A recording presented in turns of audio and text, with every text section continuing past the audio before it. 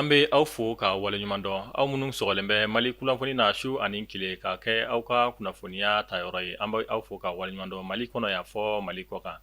Bi ye sibiri ye juin kalo tile 6 san 2026. A y'aw bisimila Mali kunnafoni kan don kibaruya olu kɛnɛ kan.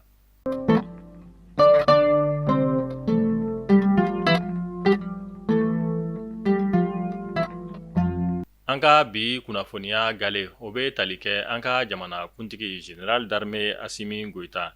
Alamusa tɛmɛnen juin kalo tile 4 san 2026 a ye AES kɛlɛkɛcɛw ka ɲɛmaa kura bisimila ni a bɛ wele ko Général de brigade Makan Alassane Jara.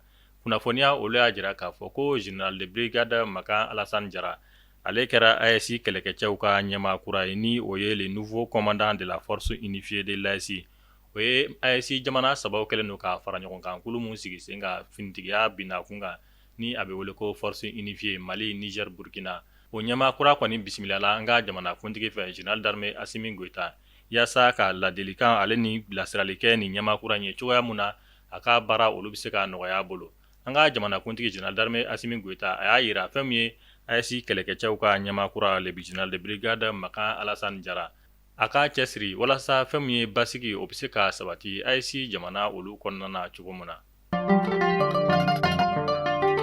Kunun juma juin kalo tile 5 san 2026 Faransi ka service de renseignement mun minɛna an ka jamana kɔnɔna na utu kalo tɛmɛnen san 2025 ni maa kofɔlen nin kɔni tun faralen bɛ an ka wolomasiri taba dɔw kan u tun bɛ fɛ ka dankari kɛ an ka jamana kuntigi Général d'armée Asimi Goita ale ka fanga la.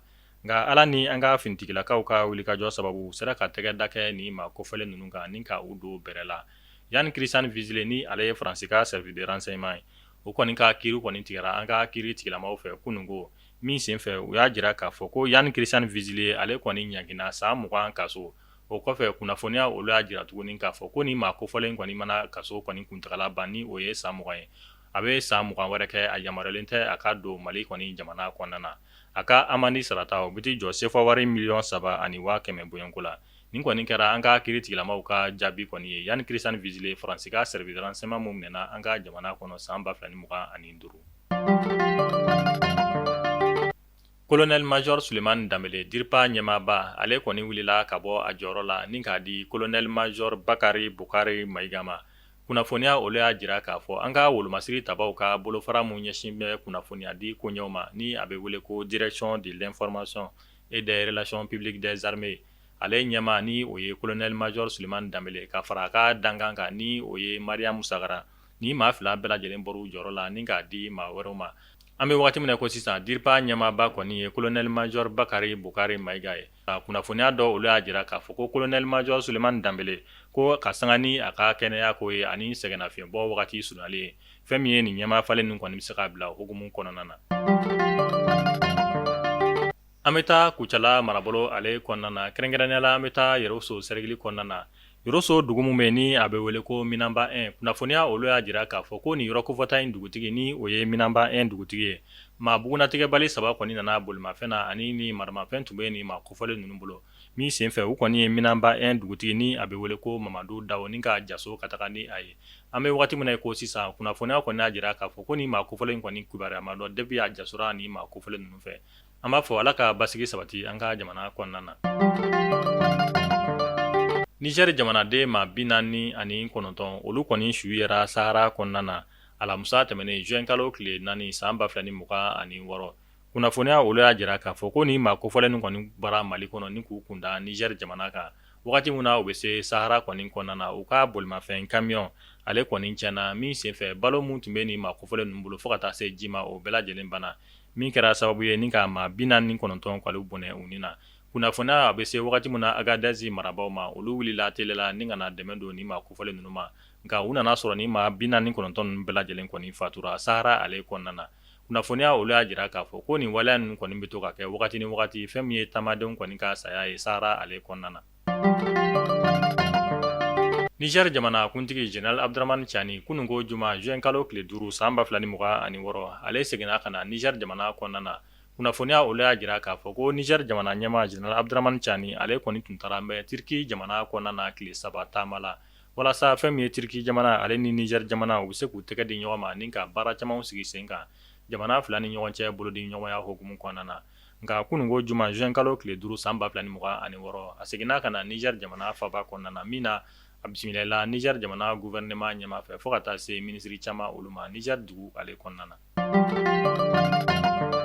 Kunu juma juin kalo tile 5 san 2026 Belgique jamana ye kunnafoniya di kɛ k'a fɔ k'u ka lasigidenso min bɛ an ka jamana kɔnɔna na yan k'u bɛna o datugu don n'a nataw la.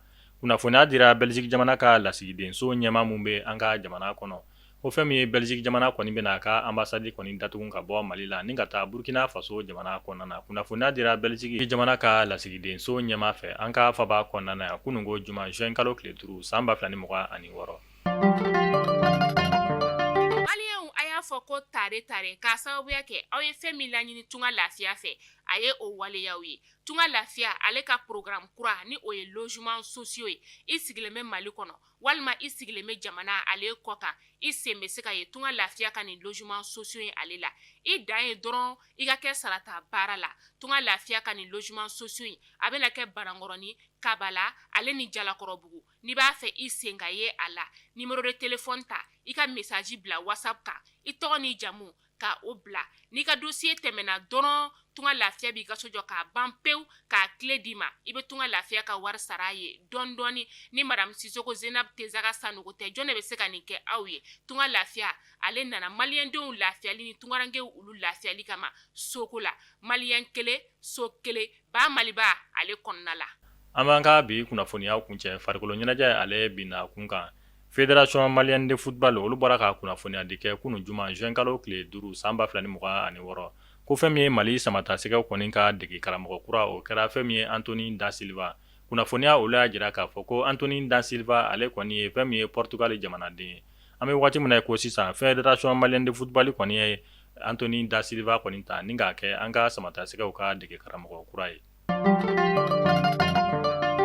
An bɛ taa Gabonkaw olu fɛ yen nɔ u ka ntolancila min bɛ yen ni a bɛ wele ko Irondu Musavu King ale fatura bi sibiri juin kalo tile 6 san 2026 kunnafoniya dira Fédération Gabonaise de Football fɛ k'u ka ntolancilaba in ni o ye Irondu Musavu King ye ale kɔni fatura ka si to san 34 bɔɲɔnko la an bɛ dugawu kɛ Ala ka hinɛ banbagatɔ la.